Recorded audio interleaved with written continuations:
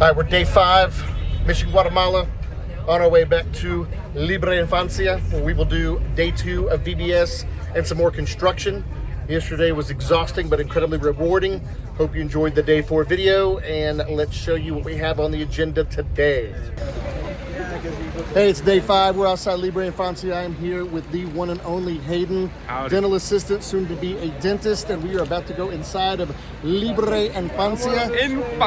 We're going to love on some kids. We're going to do some construction work, and we may even body slam some of the kids. Come on. But listen, Susie really wants to get in on the action, so say hi, Susie.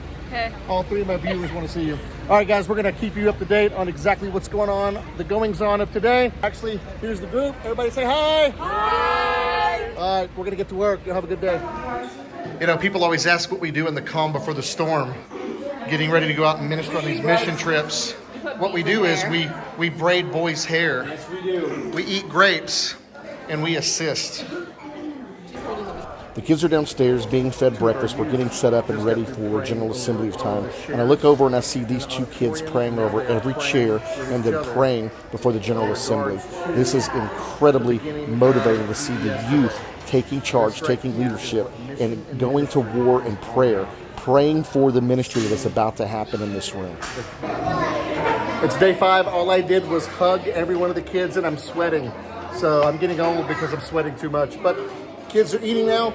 We'll do a General Assembly here in a few minutes. After the General Assembly, we'll start VBS, and then we'll start some construction projects and help out this wonderful organization. Excited to be here. We've been doing some singing and dancing, and now Emily is posing with some of the children that we have just simply fallen in love here at Libre Infancia. These are some of the smaller children, but they go all the way up to 18, and you'll get to meet more of them as the day progresses. We had a couple of hard-fought rounds of cabeza, whatever this is, Rodijos and Zapato. After losing 2 rounds, I was finally able to win. I finally got a victory. They were all cheering me.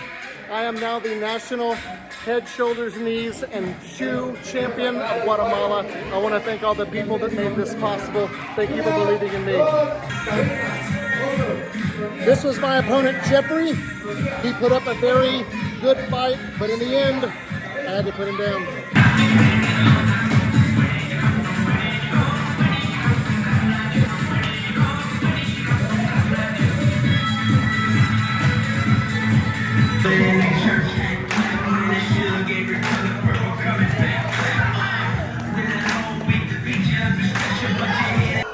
After singing and dancing, we engaged the kids in a game of crab soccer.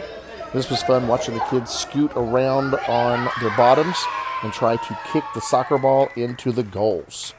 I know what you're thinking. You're saying, Philip, you've been saying construction projects. We've seen no construction projects on any of the videos. So here it is. Here is Jim with some of the youth, and they are painting areas of the facility that the pastor and staff have asked us to clean up, and these guys have been doing an amazing job this week.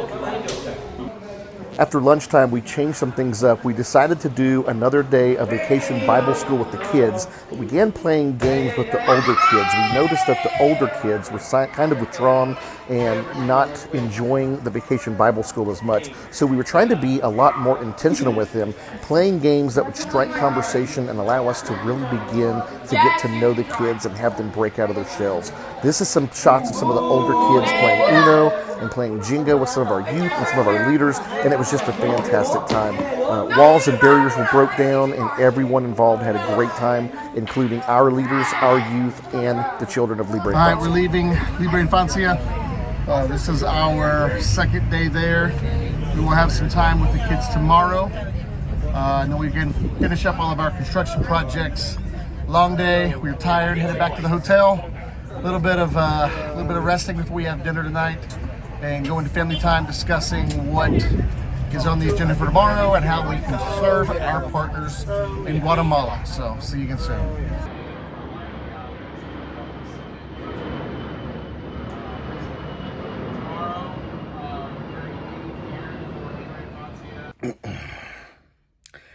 End of day 5, beginning of day 6. Yesterday when we got back from dinner, we had our family time, and we went back to the hotel room. I was talking with one of the other adult leaders in our room when I woke up this morning at 6:11 wearing the clothes that I laid in the bed in last night. So I was incredibly exhausted. Yesterday was an exhausting day. It was a very busy day, but it's a very spiritually and emotionally gratifying day. Getting to spend time with these kids and the childlike faith and the love that they share towards you, having these children come up and hug you and want to sit beside you and hold your hand, and they want to talk to you.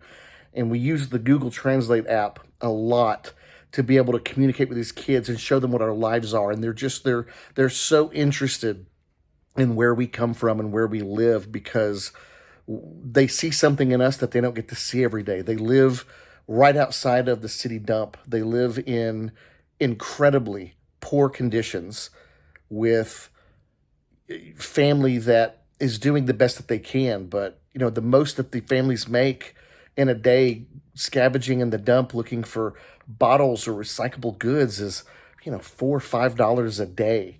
The average salary, the median salary in Guatemala City is $500 or $600 a month. The kids that have an education can make upwards of $700 and $800 a month, and that's good. But it's just a punch in the gut to see the amount of wealth that we have at our fingertips in America, and even here in Guatemala City, where we're staying is a more affluent area, and the poverty is just a couple miles away. And I think we have that in every city. The government here is very corrupt, so the government is trying to shield and hide what's going on in the dump. They don't allow media or journalists into the dump area because they kind of forget about them. There's almost a class system here. Everything's divided into zones, and the dump is in zone 3. So if you're from zone 3, you are trash. You work in the trash, you live in the trash, and you are trash.